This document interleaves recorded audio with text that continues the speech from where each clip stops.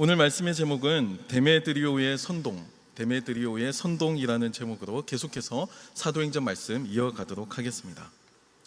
얼마 전에 국가별 발작 버튼이라고 하는 재미있는 기사를 보았습니다.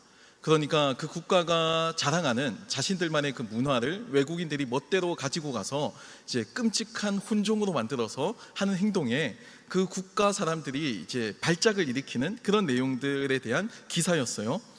주로 외국인들이 그 본토의 문화를 잘 모를 때 이런 일들이 벌어지는데, 한 가지 예가 한국인들의 발작 버튼이 몇 가지가 있다는 겁니다.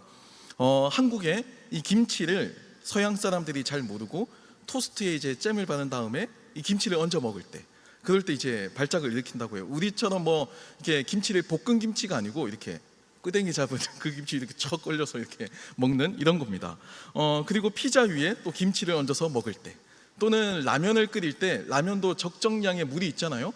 근데 이제 외국인들 특징은 라면이 태평양이라는 겁니다. 물 한 그 넣고 이제 끓인 상태에서 라면을 먹고, 심지어는 짜파게티 비빔면도 물을 버리지 않고 그 상태에 스프를 타서 먹고 이제 쇼츠에 막 올리는 거예요. 그걸 보고 이제 한국 사람들만 이제 발작 버튼을 막 일으키는 겁니다.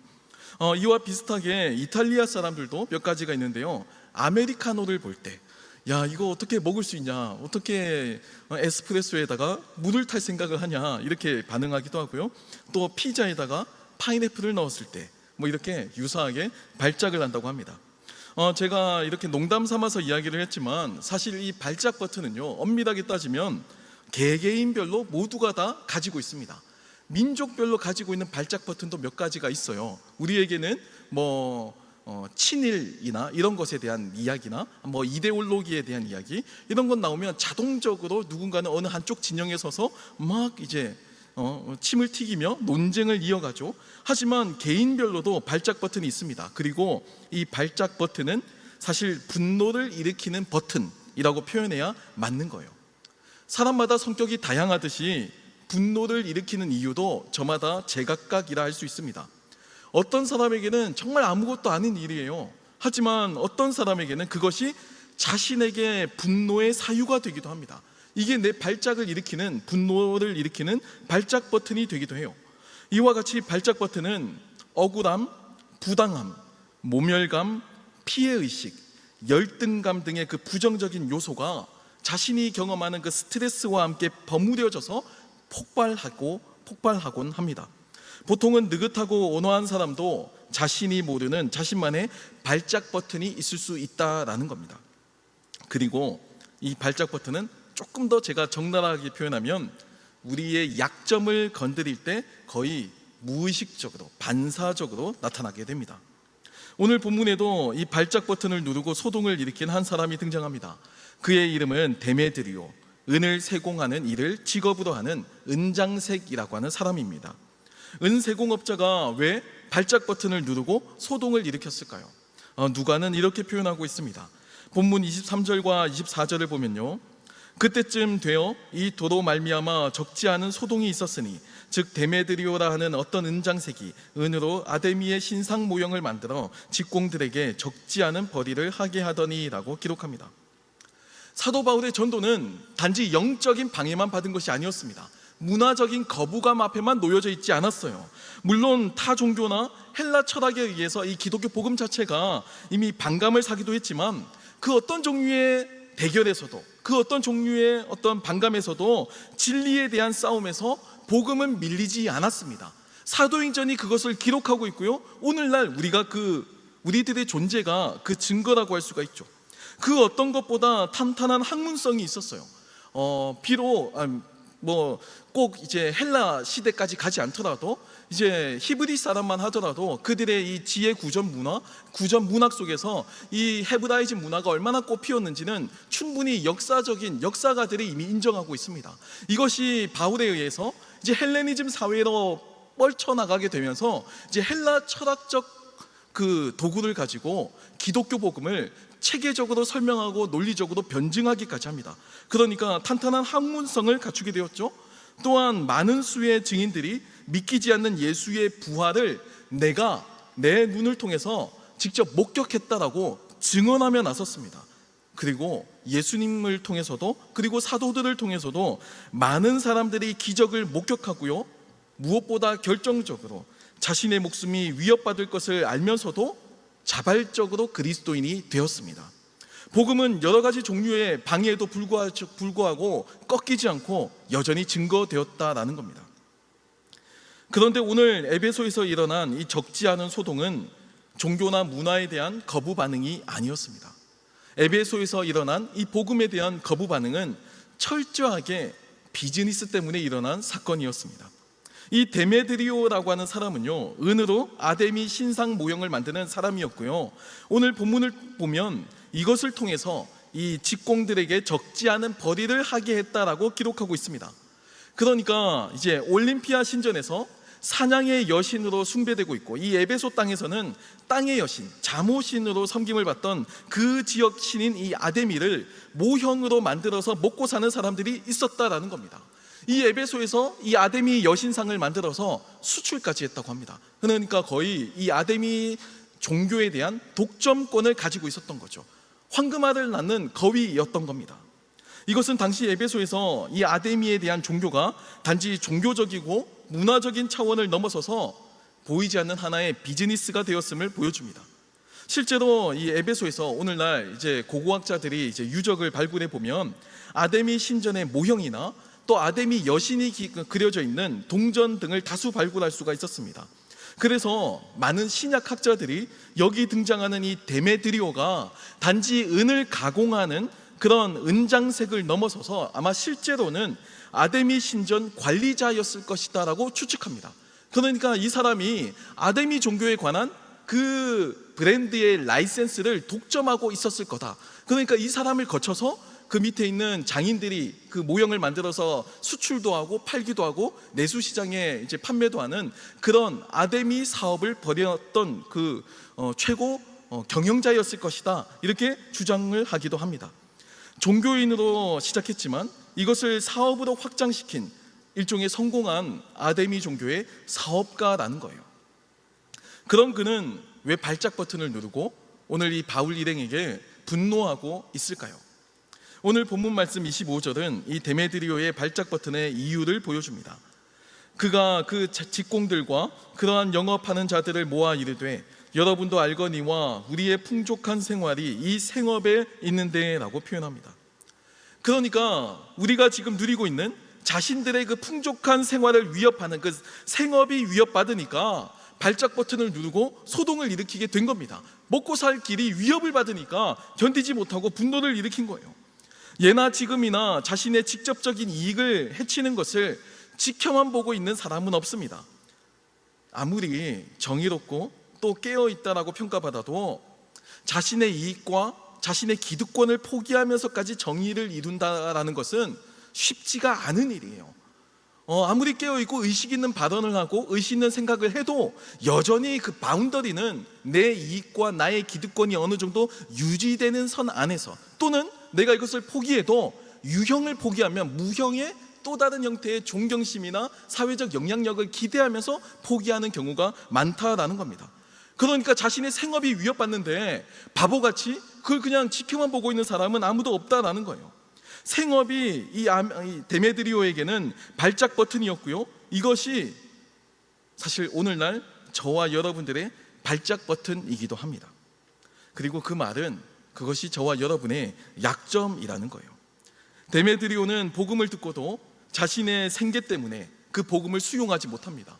에베소에서 수많은 사람들이 기적을 보고 목격하고 주님의 제자가 되어서 그리스도를 따르기로 결단합니다. 하지만 데메드리오는요, 철저하게 비즈니스 때문에 그 복음의 내용이 마음에 들지 않는다거나 나는 그것이 믿어지지 않는다거나 나는 하나님을 믿지 않겠다거나 그런 것이 전혀 아니고요, 그냥 순전히 자신의 비즈니스 때문에 복음을 받아들이지 못한다라는 겁니다. 그러니까 비극이라는 거예요. 자신의 약점이 공격받자 발작 버튼을 누른 이 데메드리오는 곧바로 사람들을 선동합니다. 그게 당연한 인간의 본능이고 방어 기제예요. 그리고 그 선동의 효과는 탁월했습니다. 본문 28절과 29절 말씀을 보면요, 그들이 이 말을 듣고 분노가 가득하여 외쳐 이르되 크다 에베소 사람의 아데미여 하니 온 시내가 요란하여 바울과 같이 다니는 마게도냐 사람 가이오와 아리스다고를 붙들어 일제히 연극장으로 달려 들어가는지라라고 전합니다. 데메드리오가 선동하여서 이 바울의 일행인 가이오와 아리스다고가 죽음의 위협 아래 놓이게 되는 위기의 순간을 맞이하게 되는 겁니다. 당시 에베소의 이 연극장은 약 2만 5천 명이 수용 가능한 대규모 극장이라고 합니다. 단순히 유흥거리나 종교 행사, 정치 행사를 넘어서서 반역자를 처형하는 장소로서도 알려져 있었죠. 그 연극장에 붙들려서 일제히 달려 들어갔다라는 표현은요, 선동에 휘말려서 목숨을 위협받는 급박한 순간을 누가가 포착해서 표현하고 있는 겁니다. 그런데 여러분, 중요한 점이 하나 있습니다. 여기서 바울 일행을 죽이려고 분노한 이 군중들은 이들의 목숨을 위협하면서도 정작 그 이유를 몰라요. 그게 오늘 본문의 아이러니입니다. 정작 복음에 대해서도 모르고요, 왜 이 사람들을 죽여야 하는지도 모릅니다. 그게 선동의 특징이죠. 감정만이 가득해요. 분노의 감정만이 팽창되어 있습니다. 하지만 그 실체를 들여다보면 아무것도 없어요.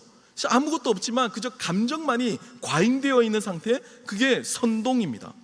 데메드리오가 발작 버튼을 누르고요, 흥분해서 선동하는 이유는 자신의 비즈니스인 이 아데미를 우상이라고 했기 때문이라는 거예요. 안정적으로 이 에베소 지역에서 자리 잡은 자신만의 그 황금알을 낳는 그 거위 산업이 위태로워지니까, 위협을 받으니까 그 이유로 선동을 시작했는데, 그 선동에 대한 내용도 이유도 제대로 알지 못하고 에베소 사람들이 그 선동에 휘말렸다라는 겁니다. 심지어 사도행전 19장 32절을 보면요, 이렇게 나와 있는데요, 사람들이 외쳐 이르되 어떤 이는 이런 말을, 어떤 이는 저런 말을 하니 모인 무리가 분란하여 태반이나 어찌하여 모였는지 알지 못하더라 라고 전합니다. 이유도 모르고 그저 사람들이 이 선동에 의해서 불러일으킨 광기 속에 휩싸여져 있는 겁니다. 목표가 없는 분노, 구체적인 대상이 없는 광기 속에 이 에베소 사람들이 막 흥분해 있다라는 거예요. 심지어 유대인들 무리 가운데 알렉산더가 화가 난 군중들을 달래려고 변명을 하려 하지만 선동에 이미 휩쓸려 있는 그들은, 발작 버튼이 작동된 그들은 그 말이 귀에 들리지가 않아요. 그 말을 들으려고도 하지 않습니다. 사도행전 19장 34절을 보면요, 이렇게 나와 있는데요, 그들은 그가 유대인인 줄 알고 다 한 소리로 외쳐 이르되 크다 에베소 사람의 아데미여 하기를 2시간이나 하더니 라고 합니다. 여러분, 이유도 모르고 모여서 누군가를 증오하고 분노하고 혐오하는데 아무리 합리적인 설명을 해주려고 해도 들으려고 하지 않아요. 그저 이들의 말은 똑같습니다. 크다 에베소 사람의 아데미여, 크다 에베소 사람의 아데미여 라는 이 멘트만 2시간을 이어가는 겁니다. 여러분, 이게 선동의 힘이에요. 이게 발작 버튼이 얼마나 인간을 비상식적으로 만드는지를 보여주는 내용입니다. 여러분, 선동은요, 진짜가 아니고 가짜일 때 선동이 적용이 되죠. 그래서 선동은요, 아주 거창한 구호 속에서, 그 거창한 어떤 열정 속에서 그 안에 알맹이는 사라져 있는 모습을 발견합니다. 그리고요, 자신의 허구가 드러날까봐 더 열광적으로 자신의 그 구호를 반복해서 외쳐요. 가짜임이 드러나면 안 되니까, 그러니까 더 열정적으로 자신만의 구호를 가지고 외치기 시작한다라는 겁니다. 저는 이 본문을 읽으면서 선동으로 인해서 많은 피해를 받았던 사람들이 떠올랐어요. 로마의 네로 황제는 로마 대화재의 책임을 그리스도인들에게 돌렸습니다. 선동했어요. 그 내막은 중요하지 않아요. 객관적인 사실은 중요하지 않습니다. 그냥 그리스도인은 그때 혐오와 분노의 대상이 되었습니다. 수많은 사람들이 순교를 했고 목숨을 잃어야만 했어요. 이것은 2차 세계대전 당시의 나치도 마찬가지입니다. 유대인들 600만 명이 학살당했습니다. 그 외에 일본에서 일어난 관동 대지진은 자연재해의 책임을 조선인에게 돌려서 약 1000명에 달하는 피해자가 죽창에 의해서 잔인하게 목숨을 잃기도 했습니다. 안타깝고 슬픈 일이죠. 지진이 일어났는데 그 지진이 일어난 이유가 인종과 무슨 관련이 있냐는 겁니다. 아무 관련이 없어요. 하지만 선동에 한번 휩싸이면요, 상식을 가진 사람도 이성을 놓게 됩니다. 그리고 그냥 광기 어린 그 근거가 불분명한 그 분노의 감정 속에 자신의 영혼이 잠식당해서 그냥 그 분노와 그 분노의 구호 속에 그냥 휘말려 들어가게 되는 겁니다. 그래서 선동은요, 언제나 파괴적인 결과를 낳아요. 하지만 안타깝게도 우리 기독교인들도 이 발작 버튼을 통한 선동에 자유하지 않습니다. 우리를 조금 성찰해 볼 필요가 있습니다. 나와 조금만 다른 신앙 색깔을 가지고 있으면 우리는 편견을 가지고 바라보고 판단하기도 합니다. 저는 신학을 공부한 목회자로서 이 선동이 도그마가 되어서 일종의 족쇄가 되어서 얼마나 많은 풍부하고 자유로운 신앙의 색깔과 신학 전통을 옥죄고 겁박하는 선동이 되는지 저 자신부터 반성하고 있어요. 다른 것에 대한 낯섦과 이질감은 어느 정도 이해합니다. 하지만 그렇다고 이를 겁박하는 근거로 사용하기에는 그 근거가 빈약해요. 나와 조금 신앙 색깔이 다른 사람이 나올 수도 있죠. 나와 조금 외모가 다른 사람이 예배를 드릴 수도 있죠. 나와 조금 다른 환경에서 자란 사람도 함께 신앙생활 할 수도 있습니다. 하지만 나와 다르다는 이유가 그 사람을 질책하거나 미워할 근거가 될 수는 없죠. 신학도 마찬가지고 신앙도 마찬가지입니다. 신학도 모르고 성경도 몰라도 용감하게 선동에 휩싸여 있는 우리들의 모습을 발견할 때도 있어요. 지구의 역사가 6,000년이라고 이제 짧은 지구 연대를 주장하는 한 개신교 진영도 있고요. 또 한쪽에서는 지구의 역사가 과학과 같이 아주 길다라고 주장하는 지적 설계 이론이나 진화론적 이제 창조론을 믿는 이런 쪽에 있는 개신교 진영도 있습니다. 모두가 다 서로 다투고 이제 논쟁을 벌이고 있죠. 과학과 관련해서 이 내용은 진화론이고 그래서 이건 반복음적이다라고 판단하기도 하고요. 또 이 사상은 위험하다라고 이야기하기도 합니다. 그리고 그 내용을 깊이 들어가면 모두가 다 똑같이 하는 말이 오직 예수, 오직 성경 이 말만을 반복해서 이야기하는데 이건 모두가 다 구호일 뿐이죠. 그 안에 있는 내용과 알맹이가 무슨 뜻인지 무슨 의미인지에 대한 깊이 있는 성찰은 빠져 있습니다. 그냥 그 구호 속에 그냥 그 멘트만 반복하고 있는 거예요. 저는 오직 예수, 오직 성경이라고 하는 종교개혁의 아주 중요하고 위대한 가치를 정말 자랑스럽게 생각합니다. 그리고 저 역시도 성경이 우리의 삶의 모든 기준이고 정확무오한 하나님의 말씀이라고 믿어요. 하지만 이것을 사람들에게 잣대로 갖다 댈 때 또는 우리의 신앙생활 가운데 누군가와 다름을 표현할 때는 더 신중해야 합니다. 목회자도 여러분 의료진도 수술할 때 굉장히 조심스럽게 수술을 하잖아요. 목회자 역시도 10년, 수십 년에 걸친 신학 작업을 통해서 이것이 얼마나 바른지 또는 얼마나 위험성이 있는지를 섬세하게 판단하고 분별해야 할 책임을 주님께 받았어요. 그런데 이런 책임을 간과하고 그저 선동에만 휘말려서 움직이는 것은 무책임한 태도다라고 이야기를 하는 겁니다. 상식적인 내용이나 근거를 통해서 주장해야 돼요. 구호만 반복하는 게 중요한 게 아니다라는 겁니다. 구호가 물론 중요할 때가 있죠. 우리가 전도하러 나갈 때도 당연히 막 구호도 열정적으로 외치고 나가면 우리 안에 용기도 생기고 또한 명분도 생기고 당위성도 생기고 아주 중요합니다. 하지만 중요한 건요, 그만큼 우리는 더 많이 연습하고 노력하고 공부해야 한다는 겁니다. 그만큼 복음에 대한 내용을 알아야지만 또 그 복음을 우리가 가감없이 전달할 수 있다는 거예요. 저는 책을 사면 언제나 책 앞 표지에다가 제 이름을 쓰고 책을 구입한 날짜를 씁니다. 그리고 앞에 꼭 똑같은 멘트를 쓰는데요, 그 말이 뭐냐면 예수 그리스도를 더욱 힘써 알자라고 씁니다.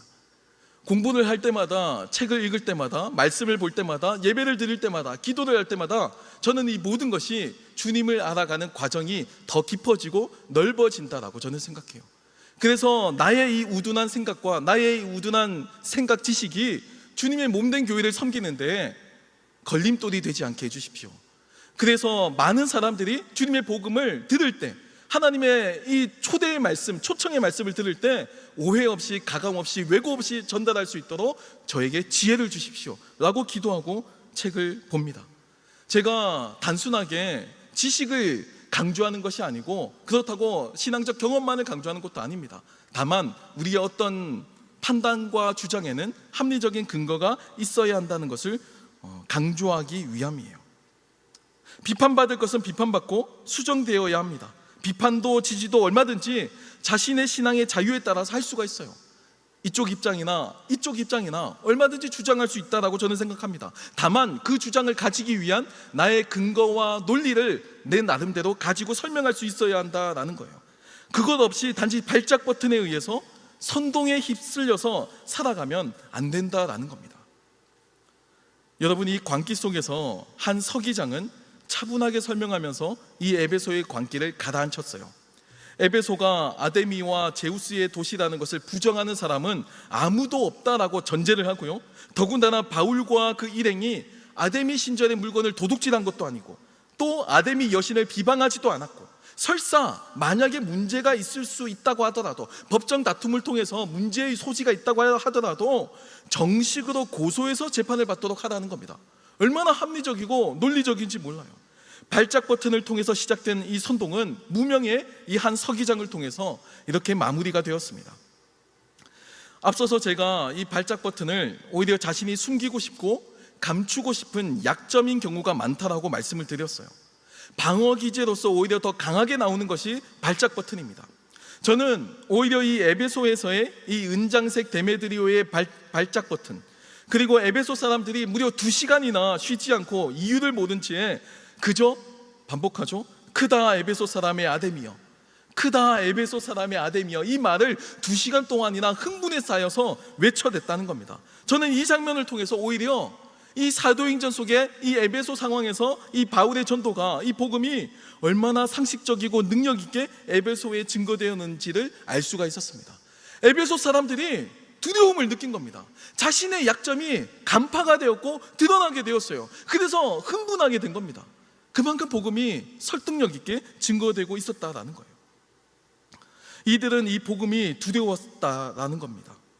유대에서 시작된 근거 없어 보이고 말도 되지 않아 보이는 소문에서 시작한 복음, 누가 십자가 처형을 당했는데 그분이 다시 살아나셨대, 믿을 수 없는 이야기, 그리고 스스로 하나님의 아들이다 라고 칭하다가 로마 당국에 의해서 십자가 처형이라는 극형을 받았던 그 사람, 그분이 부활했다라고 하는 이 황당무계한 이야기. 여러분, 지금도 우리의 입장에서 이 내용이 사실 그렇게 합리적으로 믿어지지 않지만 당시 에베소도요, 어마어마한 고등 문명을 자랑하는 문명국가입니다. 이 문명국가 에베소에서도요, 이 말은요 합리적으로 설명되지 않으면 받아들이지 않아요. 받아들일 수가 없어요. 그런데 이 이야기가 에베소 사람들을 두렵게 했다는 겁니다. 저는 그게 이 복음이 강력한 설득력과 논리성을 갖추고 있었던 증거로 이해합니다. 자신들의 문화와 전통에 단단히 뿌리 내린 그 아데미 여신까지 흔들릴 정도로 바울 일행이 전도하는 이 복음 선포가 위협적이다라고 판단했다라는 거예요. 우리의 신앙과 복음은 수천 년간 다양한 지역과 문화 속에 뿌리 내리고 증거되었습니다. 그건 2024년 이제 이 세속화된 대한민국이라고 해도 예외가 아니죠. 복음은 다양한 형태로 증거되고 선포되고 또 증명되고 있습니다. 진리는 언제나 진리로서의 힘을 가져요. 단지 학문적으로나 선동으로 유지되는 것은 한계가 있습니다. 진리는 성령의 능력을 통해서, 그리고 인간의 계산을 뛰어넘어서 이 세상에, 그리고 이 시공간에 지금도 여전히 역사하고 계심을 우리가 잊지 말아야 합니다. 저는 그런 점에서 오히려 우리가 가지고 있는 발작 버튼을 내려놓아야 한다라고 저는 생각합니다.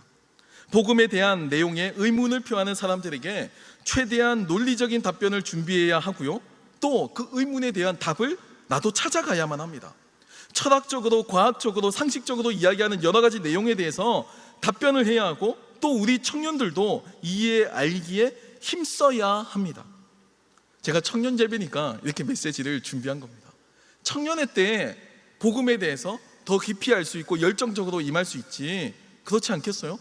우리가 이것을 준비하고 알아야지만 그 나름대로 내가 믿고 있는 이 길이 어떤 길인지 나도 그 확실한 근거 위에 서서 신앙생활을 할 수 있지 않겠냐는 겁니다. 단지 광기와 선동에 매달려서 그저 외치기만 한다고 신앙이 굳건한 게 아니에요. 복음이 진리라면 그 어떤 형태의 논쟁과 토론을 외면할 이유가 없다라고 저는 생각합니다. 물론 다 싸워 이길 수는 없죠. 어떻게 모든 형태의 답에 다 내가 정답을 이야기할 수 있겠어요? 정답은 아니지만 또는 차선책을 찾아갈 수도 있고, 또는 차악을 또 분별해서 제시할 수도 있겠죠. 최악만큼은 피할 수도 있는 지혜를 얻을 수도 있습니다. 나름대로의 이야기를 충분히 우리는 할 수가 있다는 겁니다. 저는 그것이 목회자로서의 신념이자 저의 신앙 고백이기도 해요. 제가 신앙을 가지고 저는 중학교 2학년 때 처음 교회를 다녔는데요, 그때부터 신학 공부를 하고 있는 지금까지도 단 한 번도 저는 책을 통해서 하나님의 존재를 부정하거나 또는 과학이나 상식을 통해서 이 복음에 대해서 의심을 가져본 적이 없습니다. 더 아이러니한 것은요, 저는 오히려 감정과 예배와 신앙을 통해서 하나님의 살아계심을 더 많이 경험하고 느낄 때도 있었다라는 겁니다. 때로는 답을 못 찾을 수도 있겠지만, 하지만 언젠가는 우리가 찾아가는 과정을 통해 하나님께서 우리에게 그 답을 밝히 보여주시리라고 저는 생각합니다. 사랑하는 청년 여러분, 오늘 에베소의 소동은 복음이 얼마나 설득력 있고 또 능력이 있는지를 잘 보여줍니다. 복음을 두려워하는 에베소 사람들의 그 방어 기제를 볼 수가 있었죠. 자신들의 사업이 무너지니까 발작 버튼을 누르는 데메드리오의 모습을 볼 수가 있었죠. 하지만 또 한편으로는요, 이렇게 설득력이 있고 이렇게 능력 있는 복음을 가진 우리가 오히려 에베소 사람들과 같이 선동에 그저 휘말려 있거나 진위 여부를 파악하고 분별하는, 판단할 수 있는 그 상식조차 가지지 못한 채 유아적인 신앙을 가지고 있지는 않은가라고 반성해 볼 때도 있습니다. 복음을 가진 우리가 이 세상을 향해서 오히려 담대하게 증거하고 선포하고 선언할 수 있었던 이유는 진리이기 때문이죠. 이게 진리라고 믿기 때문입니다. 이것은 선동이나 구호나 반복되는 학습을 통해서 얻어지는 결과가 아니에요. 만약 그랬다면, 만약 반복되는 학습을 통한 가스라이팅이었다면 다 떠나갔겠죠. 2000년 동안 이 복음 세계가 헬레니즘 세계와 그리고 이 대한민국까지 자리 잡지 못했을 겁니다. 세상을 살아나가는 동안에 우리는 기독교인으로서 마땅히 복음을 증거해야 할 의무가 있고, 또 하나님 앞에서 이 복음을 설명할 수 있는 의무가 있습니다. 우리가 그 신앙을 가지고 살아가는 데 대한 확신을 가질 필요가 있을 것 같아요. 세상의 도전 앞에서 선동적인 구호를 통해서 반복되게 그저 땜질하고 살아가는 삶이 아니라, 하나님 앞에서 우리가 걸어가는 이 삶의 이유와 근거를 확고히 하고 그 말씀 앞에 더욱더 천착하며 살아가는 저와 여러분이 되었으면 좋겠습니다. 세상의 도전에 물러서지 않고 방관하지 않고 외면하지 않고 뛰어들어서 설명할 수 있는 그리스도인 그리고 제자들이 되길 소망합니다. 이제 양육이 시작돼요. 양육을 통해서 하나님을 더 깊이 만날 수 있는 저와 여러분이 되었으면 좋겠습니다. 저는 그래서 타 종교인이나 또는 불신자와 대화 나누는 걸 굉장히 좋아합니다. 저는 그들에게 무조건 저의 논리를 앞세워서 굴복시키는 게 저의 목적이 아니에요. 그건 하나님께서 하시는 겁니다. 다만 저는 소개할 수 있어요. 하나님에 대해서, 기독교에 대해서, 교회에 대해서, 그리고 타 종교의 장점과 타 종교의 미덕도 얼마든지 저는 인정합니다. 좋은 점이 굉장히 많죠. 하지만 저는 구원을 주시는 유일한 힘과 능력은 오직 복음만이 있다고 저는 생각합니다.